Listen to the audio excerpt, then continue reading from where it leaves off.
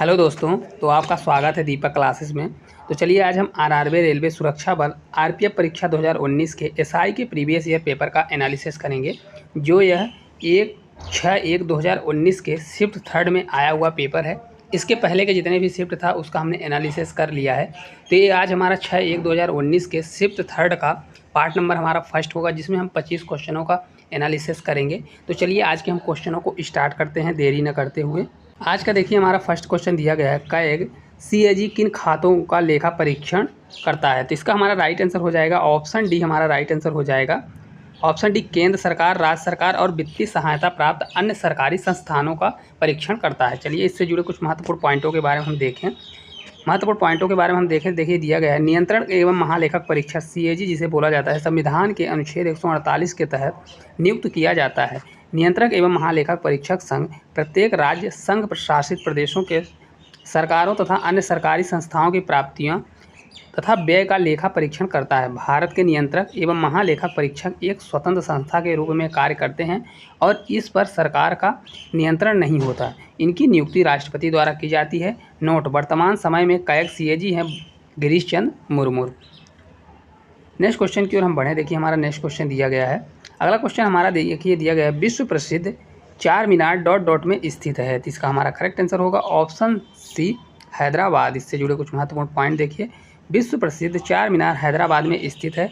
चार मीनार का निर्माण सुल्तान मोहम्मद कुली कुतुब शाह कुतुब शाही वंश के 5वें शासक ने 1591 में कराया था। यह भारत के हैदराबाद, वर्तमान में तेलंगाना में स्थित एक स्मारक और मस्जिद है।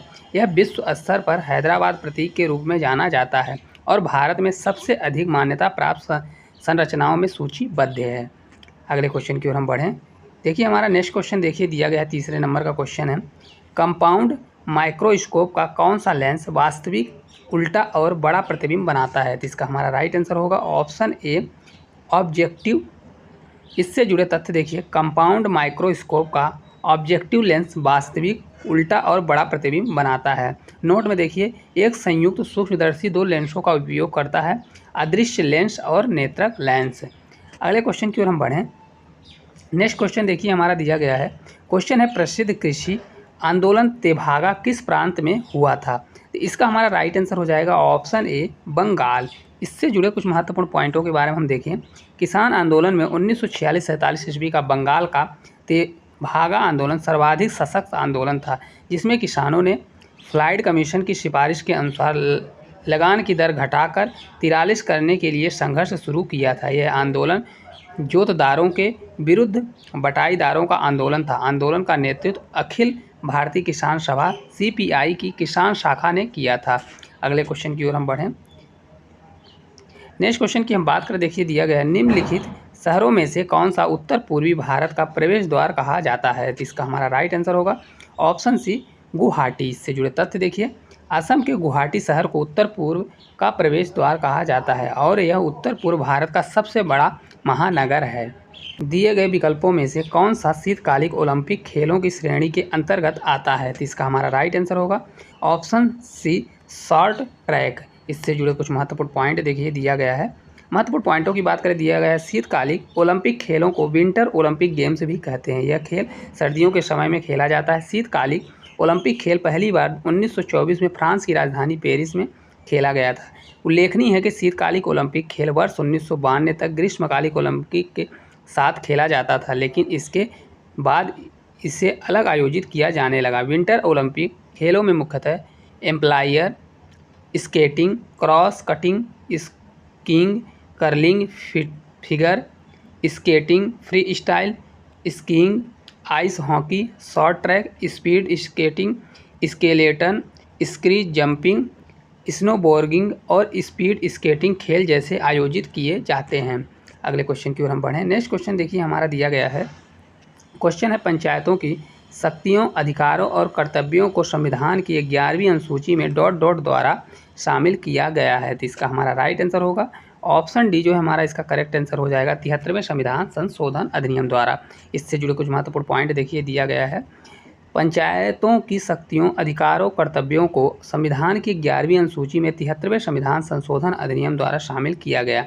73वां संविधान संशोधन अधिनियम 1992 पंचायती राज संस्थाओं को संवैधानिक दर्जा देता है और 29 विषयों पर पंचायतों को कर टैक्स लगाने का अधिकार देता है। इस अधिनियम ने ग्राम स्तर पर प्रत्यक्ष लोकतंत्र की स्थापना की है। अगला देखिए, हमारा क्वेश्चन दिया गया है, वांडीवास का निर्णायक युद्ध किनके बीच लड़ा गया था? तो इसका हमारा राइट आंसर होगा ऑप्शन ए, अंग्रेज और फ्रांसीसी। इससे जुड़े कुछ महत्वपूर्ण पॉइंट देखिए। वांडीवास की लड़ाई 1760 में भारत के फ्रांसीसी और ब्रिटिश के बीच हुई थी। यह लड़ाई फ्रांसीसी और ब्रिटिश उपनिवेश साम्राज्यों के बीच लड़े गए तीसरे कर्नाटक युद्ध का हिस्सा था, जो स्वयं वैश्विक 7 साल के युद्ध का एक हिस्सा था। यह तमिलनाडु के वांडीवास में हुआ था। ब्रिटिश सेना का नेतृत्व सर आयरकूट और फ्रांसीसी ने सेना की कमांड काउंट डी लॉली ने किया। इस युद्ध को फ्रांसीसियों की हार हुई। अगले क्वेश्चन की ओर हम बढ़ें। देखिए, हमारा नेक्स्ट क्वेश्चन दिया गया है। अगला क्वेश्चन है, भारतीय कृषि को अक्सर कहा जाता है? तो इसका हमारा राइट आंसर होगा ऑप्शन डी, मानसून पर दाव। इससे जुड़े कुछ महत्वपूर्ण पॉइंट देखिए दिया गया है। भारतीय कृषि मानसून वर्षा पर निर्भर करती है। भारत में वर्षा प्रायः अनिश्चित एवं अनियमित होती है। कभी मानसून जल्दी आ जाता है तो कभी देर में। वर्षा का वितरण भी असमान है। कहीं अधिक वर्षा से बाढ़ आती है तो कहीं पर सूखा पड़ता है। इसके परिणाम स्वरूप कृषि को भारी हानि होती है। मानसून पवनों द्वारा कम या अधिक मात्रा में वर्षा होने से कृषि को भारी क्षति पहुंचती है। अतः भारतीय कृषि को मानसून पर दाव कहा जाता है। अगला देखिए, क्वेश्चन दिए गए, कार्बनिक यौगिक में अचक्रीय या खुली श्रृंखला वाले यौगिक को ... भी कहा जाता है। तो इसका हमारा राइट आंसर होगा ऑप्शन ए, एलिफेंटिक यौगिक। इससे जुड़े कुछ महत्वपूर्ण पॉइंट देखिए दिया गया है। कार्बनिक यौगिक में अचक्रीय या खुली श्रृंखला वाले यौगिकों को एलिफेंटिक यौगिक भी कहा जाता है। कोई भी रासायनिक यौगिक जिसमें परमाणु एकल, दोहरे या ट्रिपल बॉन्ड द्वारा गैर एरोमेटिक संरचना बनाने के लिए जुड़े होते हैं, एलिफेटिक यौगिक कहलाते हैं। अगले क्वेश्चन की ओर हम बढ़ें। देखिए, हमारा नेक्स्ट क्वेश्चन दिया गया है। क्वेश्चन है, निम्न में से क्या केवल पौधों में पाया जाता है? तो इसका हमारा करेक्ट आंसर होगा ऑप्शन डी, कोशिका भित्ति। इससे जुड़े कुछ महत्वपूर्ण पॉइंट देखिए। कोशिका भित्तियाँ केवल पौधों में कोशिकाओं को और कुछ कवक, शैवाल और बैक्टीरिया में पाई जाती हैं। यह एक इनमें से जीव द्रव्य झिल्ली के बाहर पाए जाने वाले दृढ़ निर्जीव आवरण होता है, जो सेल्यूलोज का बना होता है। अगले क्वेश्चन की ओर हम बढ़ें। देखिए, हमारा नेक्स्ट क्वेश्चन दिया गया है।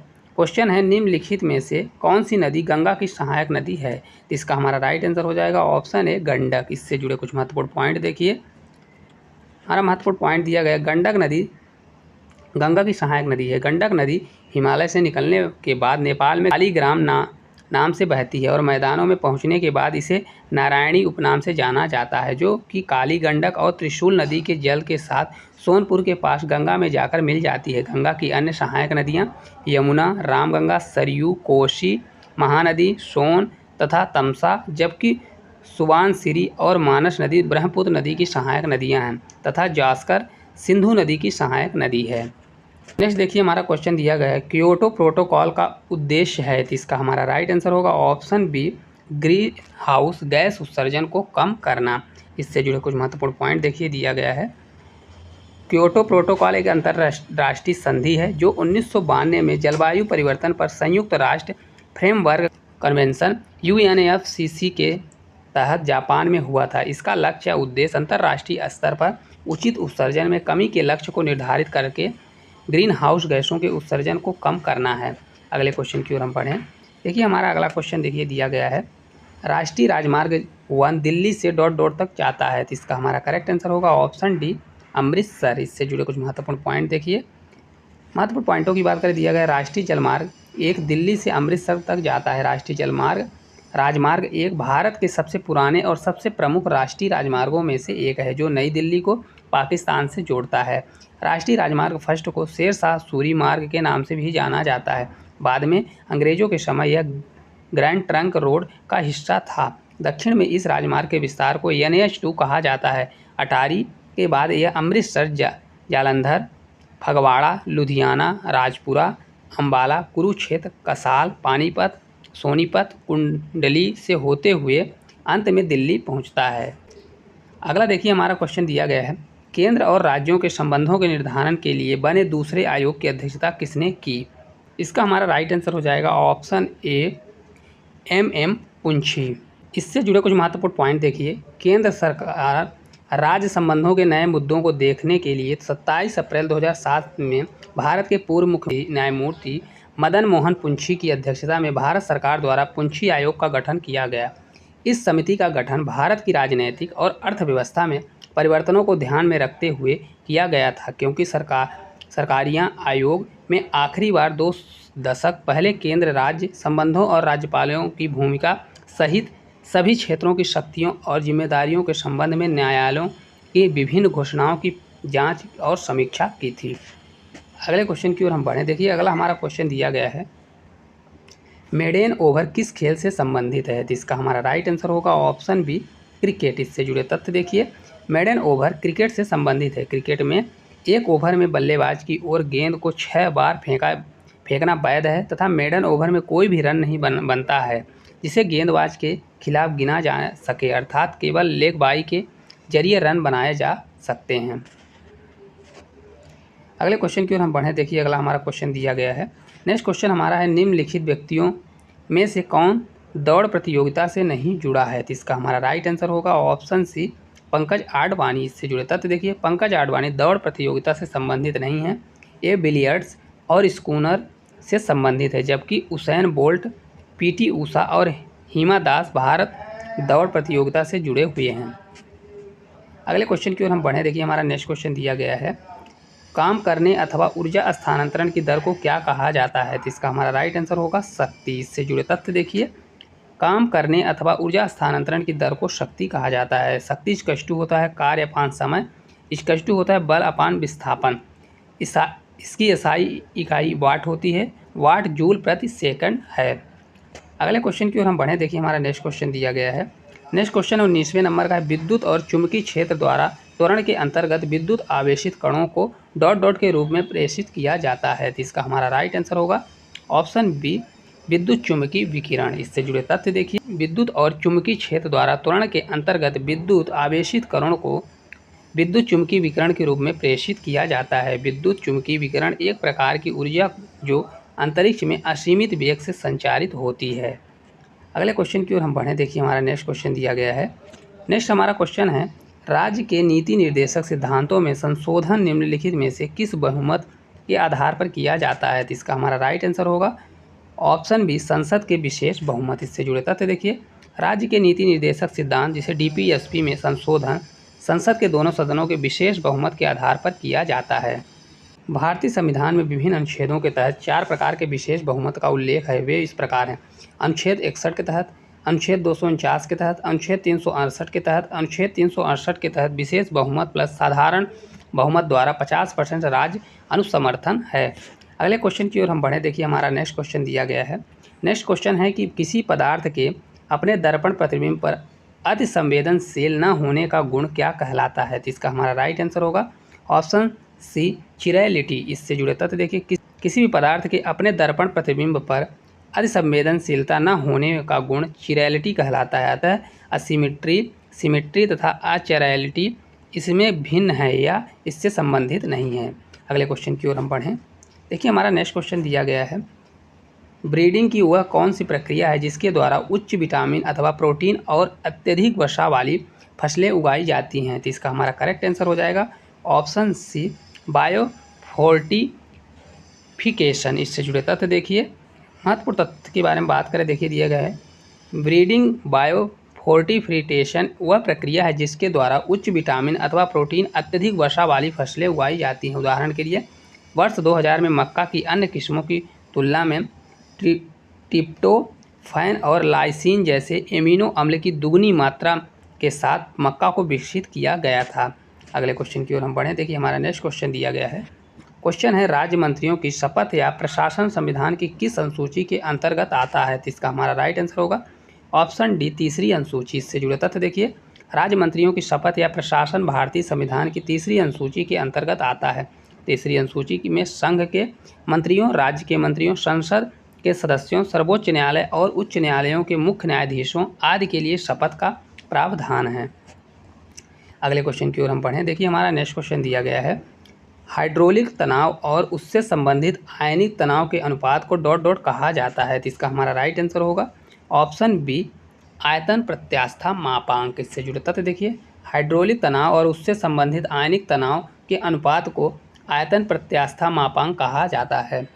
हम नेक्स्ट क्वेश्चन की ओर बढ़ते हैं। नेक्स्ट अगला क्वेश्चन हमारा 25वें नंबर का क्वेश्चन है, जो आज का आखिरी क्वेश्चन है। क्वेश्चन है, अनुसूचित क्षेत्रों के संबंध में संसदीय कानून बनाने का अधिकार निम्नलिखित में से किसके पास होता है।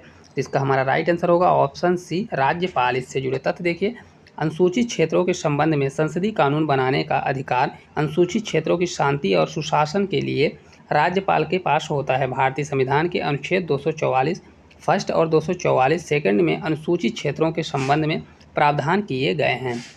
तो दोस्तों, इस प्रकार हमने 25 क्वेश्चन का एनालिसिस किया, जो हमारा पार्ट नंबर ए था। तो अगर ये वीडियो आपको अच्छी लगी तो वीडियो को लाइक और चैनल को सब्सक्राइब जरूर करें। Thank you.